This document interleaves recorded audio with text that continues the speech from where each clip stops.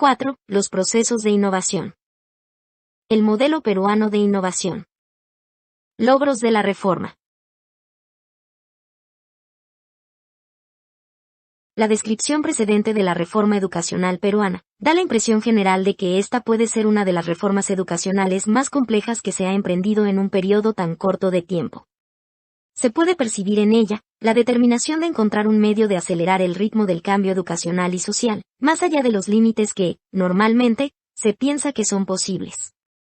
El alcance de la reforma es definido en términos amplios, casi utópicos, estableciéndose un nuevo conjunto de instituciones para materializar y acelerar el logro de los objetivos. Como consecuencia de esta descripción, surgen dos grupos paralelos de preguntas. En primer lugar, un realismo simple nos mueve a preguntar si tal reforma se está llevando a cabo en una escala tan amplia. En caso de una respuesta positiva, preguntaremos inmediatamente: ¿de qué manera se está realizando? ¿En qué circunstancias? ¿En respuesta a qué tipos de estrategias de innovación? Será mejor examinar nuestra primera pregunta antes de decidirnos a analizar la segunda. Indicadores de progreso. COM os expuso en la introducción. Este estudio no pretende ser una evaluación de la reforma educacional. Esto es verdad, si se tiene en cuenta que el objetivo de la reforma es realizar, a largo plazo, profundos cambios sociales y de actitudes. En el mejor de los casos, los logros en este contexto deben considerarse con referencia a indicadores, y no con referencia a los objetivos finales. El hecho de que el proceso haya comenzado eficazmente, no significa que terminara de igual manera. Después de haber hecho estas aclaraciones, podemos decir que cada indicador principal apunta al progreso en la aplicación de la reforma. Estos indicadores se pueden resumir como sigue. Cambios administrativos. Se han establecido las estructuras ministeriales regionales y zonales. Se ha completado formalmente el proceso de instalación de los CNES. Se espera que su consolidación se efectúe entre 1976 y 1978. El ritmo de creación de los CNES ha sido. Se han establecido y están operando nuevas instituciones, el INIDE y el INTE. El INIDE ha logrado expandir sus programas a nivel nacional. Se han establecido los órganos normativos centrales del Ministerio. Los concernientes a la educación básica regular y a la educación laboral, tienen estructuras capaces de elaborar las directivas para la reforma de los currículos. Cambios a nivel de programas y servicios. El sistema educativo total, incluyendo los aspectos no reformados, ha continuado creciendo de una manera significativa. Las cifras siguientes pertenecen a los últimos 3 años, 2. En proceso de elaboración para su distribución en los meses siguientes. Además de estas cifras, se han producido muchos cientos de miles más de documentos. Para otros aspectos del sistema, para la formación, etc. 3. En conjunto, los indicadores demuestran que una reforma importante está en marcha y que está progresando rápidamente. Naturalmente que la interpretación de los acontecimientos más allá de este simple comentario, está sujeta a puntos de vista diferentes. El examen de los planes, en la época en que se aprobó la Ley General 4 nos revela que existen demoras en cumplir los objetivos de conversión al nuevo sistema. Por ejemplo, de acuerdo a los planes hechos en 1972. Se tuvo el propósito de que el programa reformado de logrado, Educación Básica Regular, estaría operando en todo el país en 1974, no obstante se está realizando en 1976, según el plan revisado de 1975 a 76. Por otro lado, este retraso es aproximadamente similar en los otros aspectos de la reforma, de tal modo que, desde una perspectiva histórica, la conversión total continuará en aumento con una demora poco significativa. Además, debemos mencionar que la conversión al currículo adaptado, intermedio entre el tradicional y el completamente reformado, se ha llevado a cabo de acuerdo al plan original. Casi todo el sistema de la educación básica regular opera en la actualidad con los programas adaptados. La interpretación personal del autor con respecto al progreso en la ejecución de la reforma es la siguiente. Los indicadores precedentes que se refieren a los porcentajes de conversión que ya se han logrado, muestran que la velocidad de aplicación de la reforma, en particular a la luz de su integridad, es extremadamente rápida. El hecho de que el estimado inicial de conversión haya establecido, desde un punto de vista realista, objetivos demasiado rápidos, puede interpretarse como una deficiencia del proceso de planificación en esa época. Se trata, sin embargo, de un error técnico que ha sido corregido. Los planes más recientes muestran mejoras tanto en realismo como en precisión. Mientras tanto, la velocidad de progreso actual es, bajo estas circunstancias, extraordinaria. La reforma continúa adelante, de un modo que parece ser irreversible. Análisis de los procesos. Hemos contestado de una manera afirmativa a la pregunta referente al grado de avance de la reforma. Ahora bien, ¿cómo se la puede describir? La respuesta a esta pregunta permitirá que se formule una descripción coherente del modelo peruano de reforma educacional, tomando como postulado fundamental el hecho de que las autoridades peruanas consideran la reforma como un proceso de cambio planificado. Es posible estudiar los diferentes procesos de reforma, haciendo uso de una única perspectiva unificadora. Debemos preguntar esencialmente, ¿cómo se planifica, adopta y aplica deliberadamente una reforma, bajo las circunstancias existentes en el Perú? Dicho de otro modo, el análisis debe tratar de determinar qué estrategias de innovación se han empleado en la reforma explícita o implícitamente. Este fenómeno de cambio puede ser descrito con el vocabulario de Chin y Beni, 5, los cuales clasifican las estrategias de cambios efectivos en los sistemas humanos bajo 3 grandes rubros. De la revolución a la reforma. La reforma educacional peruana la promueve un gobierno surgido de una toma revolucionaria del poder. El primer grupo importante de procesos de innovación puede comprenderse como el resultado de una transición gradual de un régimen revolucionario de excepción al empleo de procedimientos administrativos normales para el logro de los objetivos. Las etapas de esta transición están relacionadas con los diferentes tipos de estrategias. Revolución programática. La revolución estuvo caracterizada por el alto grado de planificación que la precedió. El resultado de esta planificación fue la definición de un programa, el Plan Inca, en el cual se consideraba a la educación como una parte de un conjunto más amplio de cambios en la sociedad que debían resultar de la revolución. En la tipología de Chin y Beni, la revolución constituye la más drástica de las estrategias político-administrativas o de poder coercitivo. Sin embargo, se considera que este tipo de cambio está basado en la existencia de un Estado o mecanismo de poder, como la administración, cuyo control es logrado por un grupo. El control se puede obtener por una variedad de medios, incluyendo elecciones o cambio, mediante una revolución de los procesos fundamentales del Estado. Se ha visto que la reforma educacional peruana ha sido una consecuencia directa de un cambio revolucionario. Empírico racional. Normativo reeducativo. Adopción con consulta. La formulación de la reforma estuvo principalmente a cargo de la Comisión de Reforma, organismo establecido por el gobierno con una situación bastante independiente con respecto al Ministerio de Educación. Sí. Bien, las tareas realizadas eran de naturaleza eminentemente intelectual. El contexto era tal, que a través del gobierno revolucionario, se disponía de poderes excepcionales para llegar a una decisión con respecto al contenido de la reforma. La publicación del informe general constituyó un punto de partida interesante, en la medida en que este documento incorporó al proceso una fase específica, caracterizada por amplias discusiones referentes a la situación del sistema educativo y a la nueva política educacional.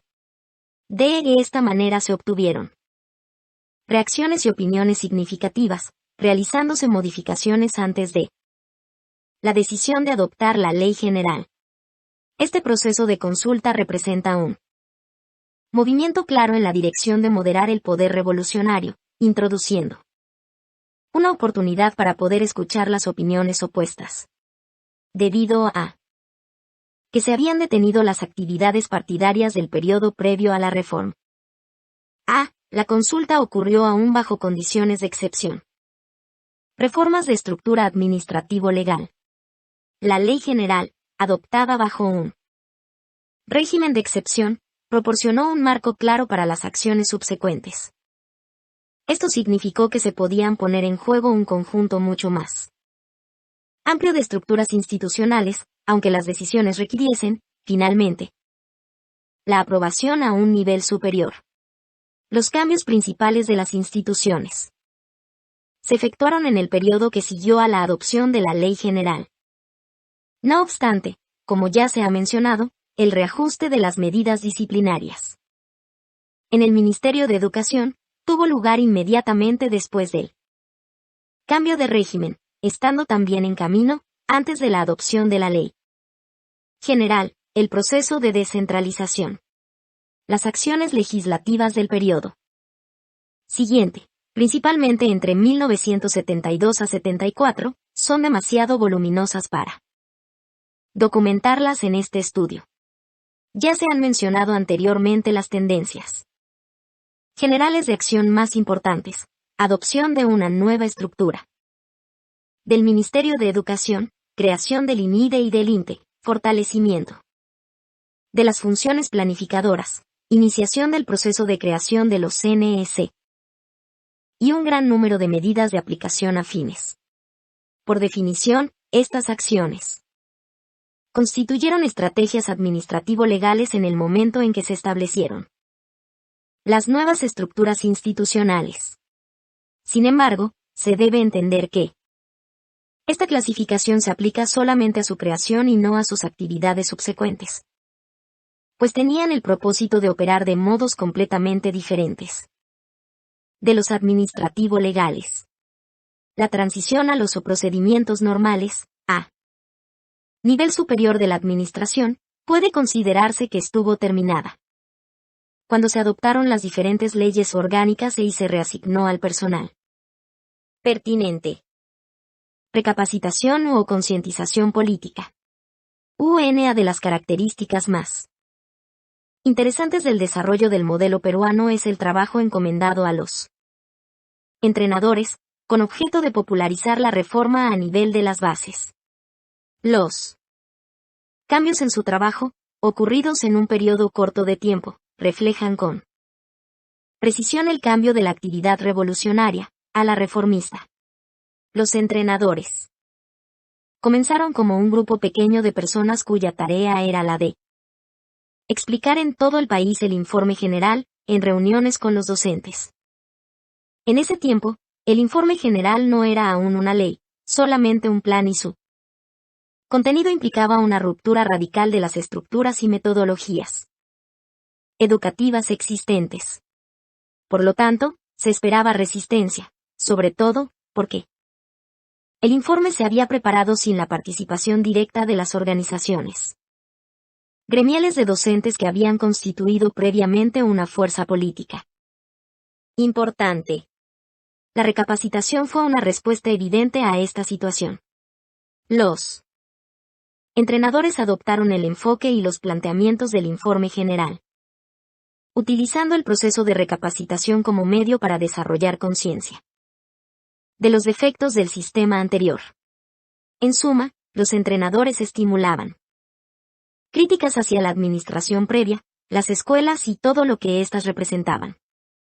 La crítica se dirigió a estimular a los educadores a adoptar los principios de la reforma, haciéndoles comprender los errores de sus actividades anteriores y motivándoles a participar en el proceso de cambio.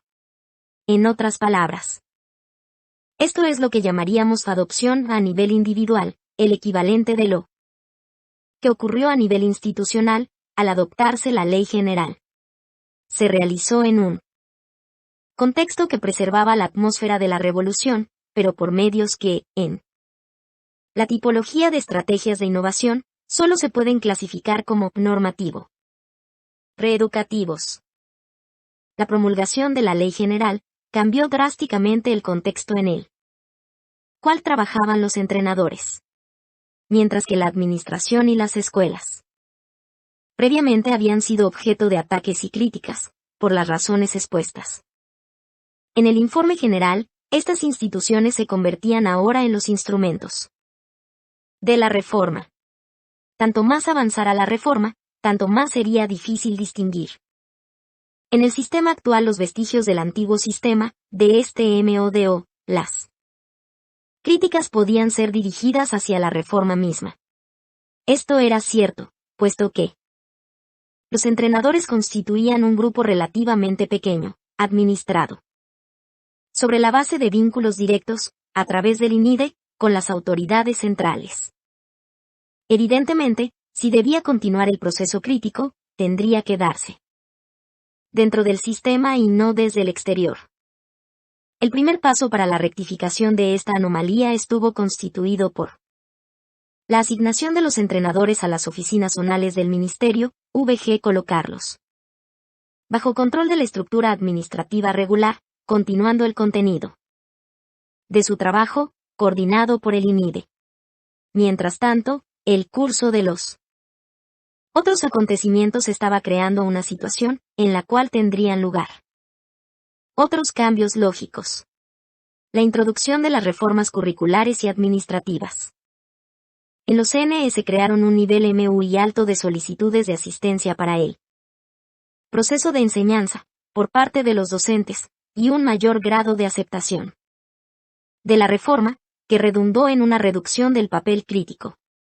Los entrenadores eran también docentes y su formación había implicado una instrucción adicional apreciable en asuntos técnico-pedagógicos. El proceso de recapacitación.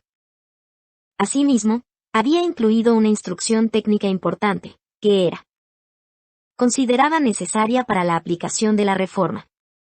Las tendencias recientes han enfatizado más ampliamente el aspecto técnico-pedagógico de sus tareas, habiendo adquirido gradualmente funciones similares a las de los miembros de los equipos técnico-pedagógicos de las oficinas zonales.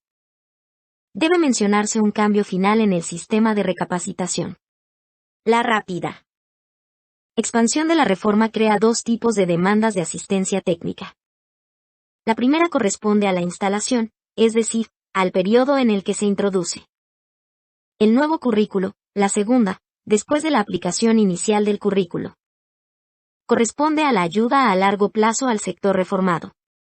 El aumento de la necesidad del segundo tipo de asistencia técnica es una función de la proporción del sistema que ha experimentado una reforma.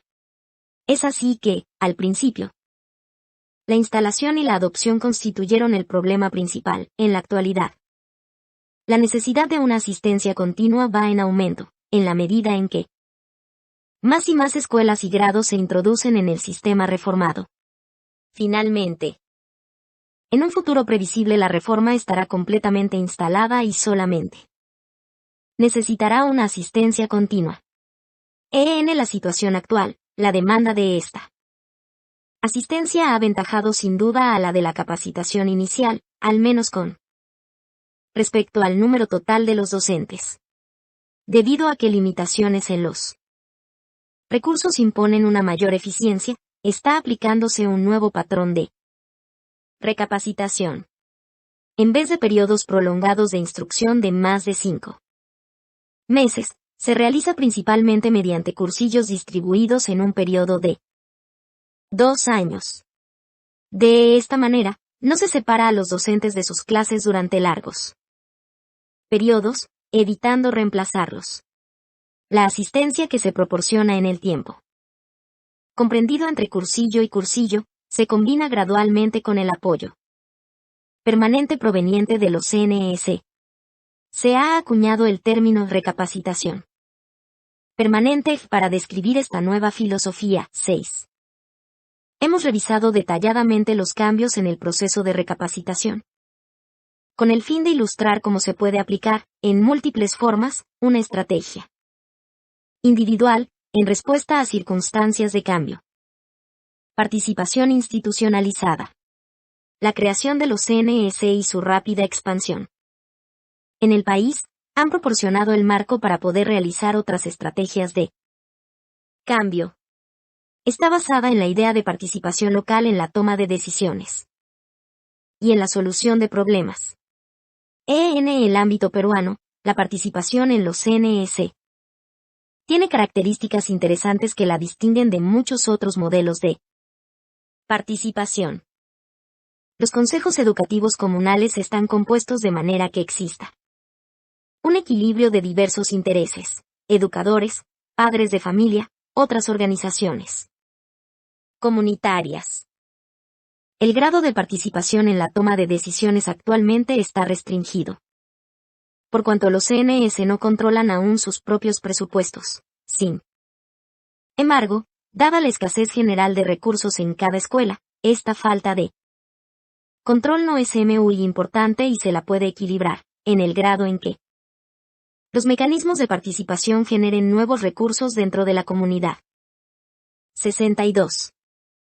La exclusión legal de organizaciones político-partidarias tiene el propósito de aislar el proceso de participación de la vida política regular.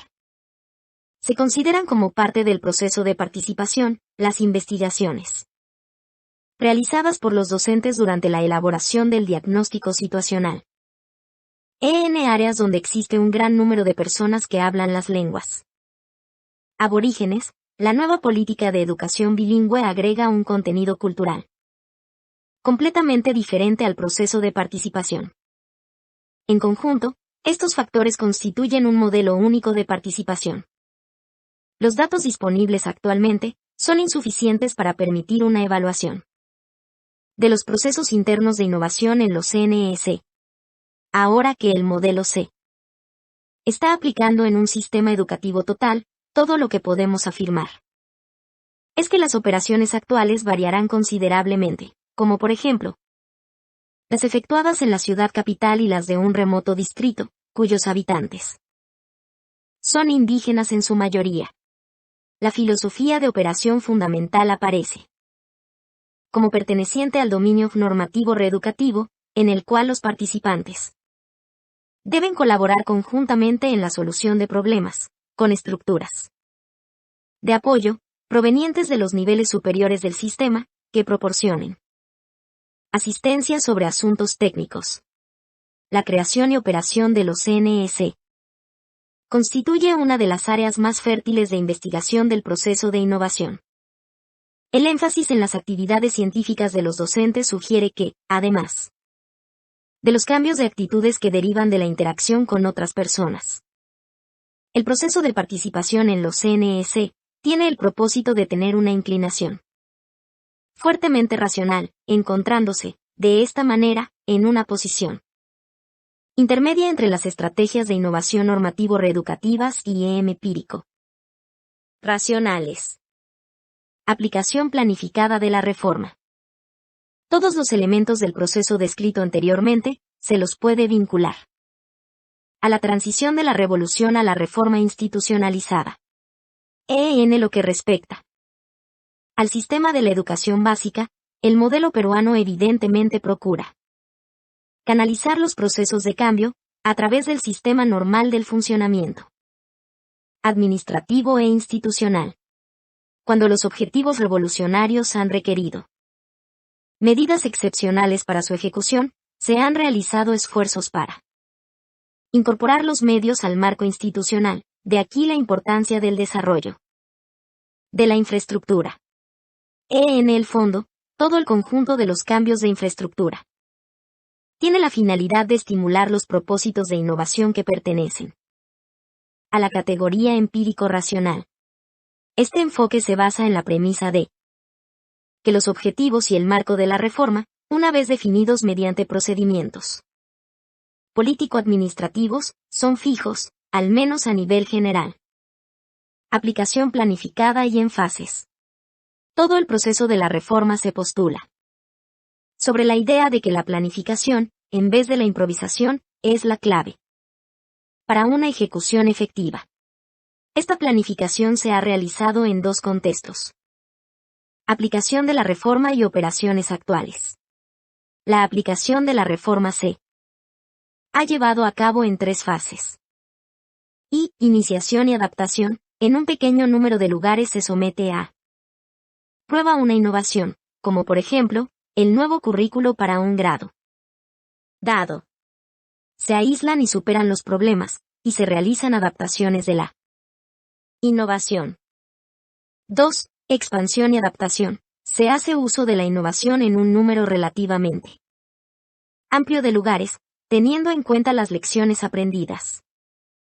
En la fase de iniciación, si es apropiada, se efectúa otra adaptación. 3. Generalización. Se generaliza la innovación a todo el sector afectado del país. Estos pasos se emplearon en la creación de los NS y se los sigue en cada cambio del currículo. La demora en la instalación del sistema reformado, a la que nos hemos referido anteriormente, corresponde a la decisión de ampliar a 5 años, en vez de a 3, estas tres fases para cada nuevo grado. Los nuevos planes dividen las fases de iniciación y expansión en 2 años cada una, como se puede apreciar en el esquema siguiente. 7. Cambio del currículo, básica regular. En cuanto al proceso de innovación, existen dos puntos importantes que debemos señalar. Primeramente, la fase de iniciación está precedida ordinariamente de una experimentación en pequeña escala de las ideas sobre los currículos, como parte del proceso de investigación, desarrollo y difusión, al que nos referiremos más adelante. En segundo lugar, este proceso de aplicación, que comienza con una experimentación a pequeña escala en un número reducido de NS, y que luego continúa en las proporciones 137, 137-27, 74, 80-819, tiene una característica muy interesante. Este proceso corresponde aproximadamente al patrón ESEG de adopción de innovaciones bajo condiciones naturales o no planificadas, un pequeño grupo de innovadores, luego otros, una primera mayoría y finalmente la gran mayoría, que lleva consigo unos pocos rezagados. 8. El modelo de planificación empleado en el Perú excluye a los 64 rezagados, si bien las demoras naturales de las circunstancias locales, probablemente introducen este elemento que, por razones obvias, la planificación pasa por alto. A nivel de las operaciones actuales, la planificación se emplea como un instrumento para la conducción de todo el sistema educativo.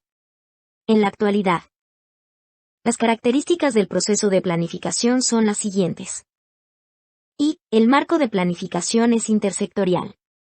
Se establecen prioridades generales para todos los sectores gubernamentales, de modo que los planes para la educación se adecúen dentro de un plan nacional.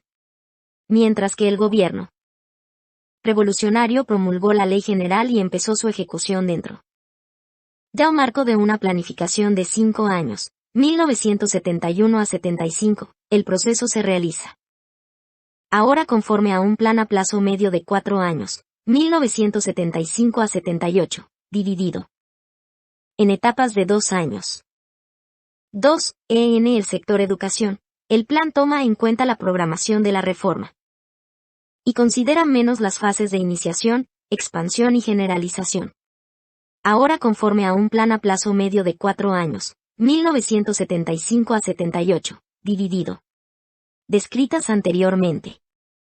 3. Las revisiones anuales obligatorias de la ejecución del plan, llevadas a cabo por todas las unidades operativas como parte de la redacción del nuevo plan anual, constituyen un dispositivo importante para desarrollar destrezas administrativas en el sistema. A nivel central, todas las actividades principales se revisan trimestralmente.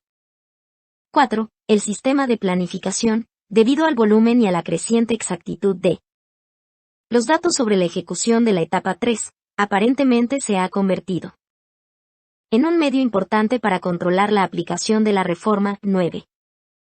La solución descentralizada de problemas. La descentralización de la administración y la creación de los CNS tienen como propósito fomentar un proceso de solución de problemas a nivel múltiple. En cada nuevo nivel de descentralización, se debe realizar la adaptación de la reforma, mientras que las estructuras, a nivel de regiones y zonas, son fundamentalmente estructuras administrativas. Al menos en cuanto a su forma, el énfasis en proporcionar servicios técnico-pedagógicos nuevos, tiene evidentemente el propósito de modificar la naturaleza de lo que sucede en la administración. En vez de una burocracia fundamentalmente dedicada a manejar asuntos de rutina, tales como la administración de personal y las finanzas, se está reorientando a las oficinas regionales y zonales del ministerio para que proporcionen apoyo pedagógico a los niveles inferiores. El proceso culmina en los CNS, en los que los recursos técnico-pedagógicos se confrontan con la realidad educativa local, a través de 3 canales: los procesos de participación en los consejos educativos comunales, el proceso de investigación en el diagnóstico situacional y la misma aula. La naturaleza de los servicios de apoyo a cada nivel sitúa definitivamente la lógica de esta descentralización en la esfera empírico-racional de estrategias de innovación, investigación, desarrollo y difusión. El importante papel asignado al INIDE en el proceso de la reforma de los currículos, como receptor principal de las nuevas ideas sobre el currículo y la capacitación en ejercicio, es el resultado de una decisión deliberada para estimular el modelo de investigación, desarrollo y difusión, que orienta nuevos enfoques en la enseñanza.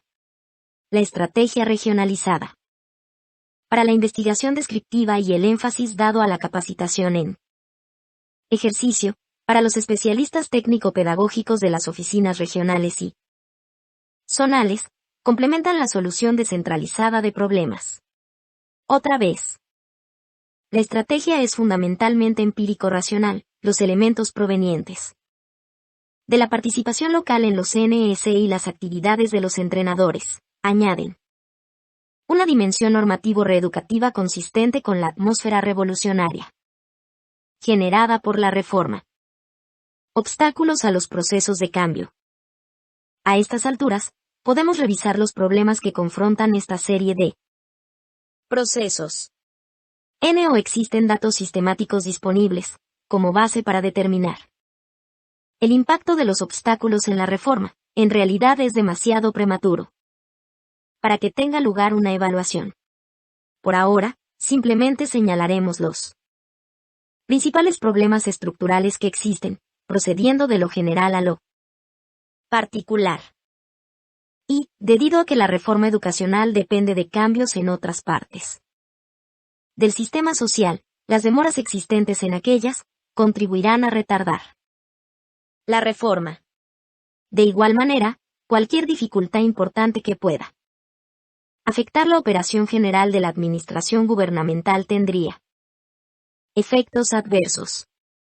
Como ya se ha mencionado, las reformas económicas del régimen revolucionario se han aplicado en gran parte, al menos en lo que respecta a los cambios estructurales. A pesar de que los efectos en los individuos pueden aparecer paulatinamente, por ejemplo, el aumento de los niveles nutricionales entre los niños de edad preescolar contribuirá a mejorar el desempeño de estos niños, pero no tendrá efecto en los niños mayores que han sufrido con anterioridad problemas de alimentación. En la actualidad, la velocidad de cambio fuera del sistema educativo no parece ser significativamente lenta. Debido a la gran magnitud del sistema educativo, es muy probable que se pueda presentar el problema inverso. 2. La reforma se está aplicando a la educación básica en un grado mayor que en otras partes del sistema. Estas diferencias son inevitables puesto que Una reforma debe comenzar por algún aspecto. Sin embargo, mientras más tiempo la educación superior permanezca fuera del proceso de reforma, se planea la reforma universitaria para más adelante. No obstante, ya se manifiestan algunas demoras en la adaptación, 10 tanto más probable será que ocurran dificultades. Por ejemplo, el avance de la reforma requiere que los postulantes a la carrera docente estén preparados adecuadamente. El sistema de formación de docentes acaba de entrar al proceso de cambio.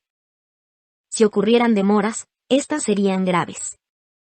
3. La falta de recursos financieros es el factor más evidente que ha restringido la velocidad de aplicación de la reforma.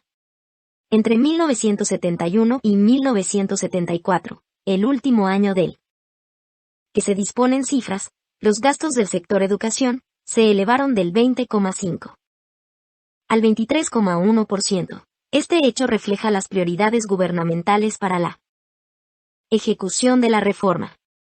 Sin embargo, como no se espera que esta tendencia continúe, se están tomando medidas para aumentar la eficiencia. Estas incluyen la reducción del número de trabajadores administrativos y el correspondiente incremento de plazas docentes. 1. 4. El factor menos evidente, pero el más importante, es la dificultad de los individuos para adaptarse a cambios tan drásticos como los que hemos expuesto. La actualización de los conocimientos y la capacitación en ejercicio, para el personal que trabaja en el sistema educativo, facilitan la adaptación. Sin embargo, esta dependerá en gran medida del éxito con el que funcionen a nivel local, la toma de decisiones y la solución de problemas. Los cambios estructurales relacionados tienen el propósito de generar actividades que, a su vez, modificarán las actitudes y el comportamiento de los participantes. Se enumeran a continuación algunos puntos en los que evidentemente surgirán problemas. Descentralización.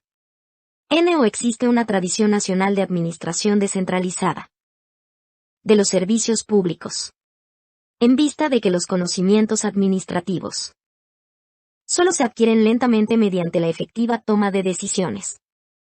El mejoramiento en la eficiencia administrativa tenderá a ser gradual. Participación. Los CNS se crearon, en parte, para remediar la apatía hacia los servicios educacionales considerados como algo proveniente de una lejana burocracia estatal. Aún en las áreas urbanas, es probable que un cambio de actitudes entre el público se realice lentamente. En las áreas rurales, la buena voluntad de participar por parte de las personas excluidas tradicionalmente del proceso podría ser difícilmente traducida en actividades significativas, haciéndose necesario un proceso de aprendizaje comunitario. Actitudes y competencias de los docentes. En el Perú, el magisterio tiene una larga tradición de actividad política partidaria que, de hecho, fue criticada por el Plan Inca. El éxito de la reforma dependerá, en parte, de la reorientación de estas actividades hacia canales técnico-pedagógicos.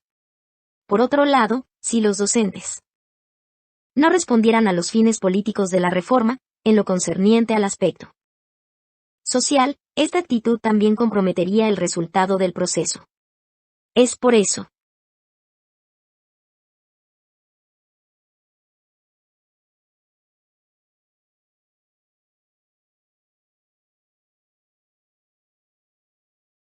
que el éxito de la reforma, como ahora se lo concibe, requiere un balance cuidadoso entre el compromiso político y la preocupación por los aspectos técnico-pedagógicos.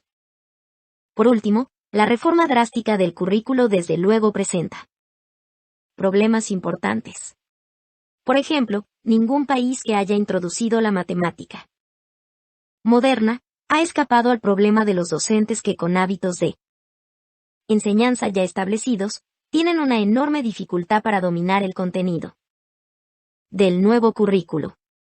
En el Perú, el mejoramiento de las competencias será un proceso largo y lento, sobre todo en lo que respecta a los docentes con niveles inferiores de preparación y a los que ejercen en áreas remotas. Bilingüismo. La política de jerarquizar las lenguas aborígenes, en especial el quechua, rompe con tradiciones muy profundas. Esta reforma no solamente requiere el desarrollo de nuevos conocimientos, sino también un cambio fundamental de actitudes en los planteamientos acerca de la cultura y de la raza. De todas las fases de la reforma, la política de bilingüismo es la más difícil, pero al mismo tiempo la que ofrece más posibilidades de integración social. Su nivel de dificultad se equipara con la esperanza que ofrece para el futuro. En resumen, los obstáculos para el cambio son muy similares a los encontrados en una reforma total de cualquier país. Un examen retrospectivo nos muestra que han existido dos fases. La primera representa una transición de una situación revolucionaria a un estado normal de cambio. La segunda está caracterizada por una reforma basada en estrategias de cambio planificadas. En general, empleando las categorías propuestas por Chin y Beni, se ha observado un cambio ininterrumpido en el enfoque, comenzando con la revolución, la más drástica de las estrategias político-administrativas de cambio social. Los peruanos se han acercado gradualmente, a lo largo del espectro, a la estrategia normativo-educativa y finalmente a la empírico-racional. Este cambio contribuye a confirmar la observación general de otros autores 12, en el sentido de que la innovación educativa no ocurre en respuesta a una única estrategia, sino más bien a través de un espectro de estrategias empleadas en diferentes momentos decisivos del proceso. Aunque se han identificado obstáculos de cambio, estos no contradicen la conclusión que se deriva de los indicadores mencionados anteriormente. La reforma peruana de la educación básica está avanzando rápidamente. Conclusiones: el modelo peruano de innovación. Los autores de la reforma de la educación peruana poseían amplios conocimientos científicos sobre el tema de la innovación y se propusieron planificar un sistema de cambio que les permitiera alcanzar los fines esenciales de la educación. El análisis precedente ha revelado los contornos de un modelo distintivo de innovación. Podemos resumir sus elementos como siguen. Origen. La reforma educacional se originó en un programa general de reforma social. Se la planificó bajo condiciones revolucionarias. Sin embargo, mediante la publicación de un informe general, un proceso de consulta permitió que la reforma se modificara antes de la promulgación de la Ley General de Educación. Alcances. La reforma incorporó prácticamente todo tipo imaginable de innovación educativa dentro de un plan único coherente. Los objetivos y funciones del sistema educativo total se redefinieron a la luz de una perspectiva revolucionaria. A partir de esto se dedujeron los alcances de la reforma, la redefinición de objetivos y funciones a niveles inferiores de generalidad, la reorganización y descentralización de la administración, las modificaciones en las funciones y relaciones de funciones entre educadores y educandos, y la reforma del currículo, que afecta la estructura de la escuela, los programas y todos los aspectos de la enseñanza. Frente a una opción fundamental, los peruanos han decidido valientemente avanzar con firmeza con la política de bilingüismo, capaz de alterar el contexto cultural de toda la sociedad. Medios. Se realizó un esfuerzo consciente para planificar nuevas instituciones que tengan la capacidad de llevar a cabo los fines de la reforma, de una manera creativa y flexible. Se han definido nuevas relaciones y se han creado nuevas unidades organizativas. La configuración resultante incluye subsistemas para la asignación planificada de recursos, la reforma del currículo, la capacitación en ejercicio, la investigación y el desarrollo, y el empleo de los medios de comunicación colectiva en la educación. Todo esto constituye una coherente infraestructura Para la renovación. Proceso. Las estrategias empleadas en concebir, adoptar y aplicar la reforma revelan una transición gradual a lo largo de un espectro político-administrativo, normativo, reeducativo y empírico-racional. El proceso es típico de las situaciones posrevolucionarias, pero raramente se lo encuentra con tal integridad y consistencia. Los obstáculos principales para el cambio han sido anticipados por los responsables de la reforma peruana y se han tomado medidas para tratar de solucionar cada uno de ellos. Solo el tiempo dirá si se lograron los resultados esperados. Notas.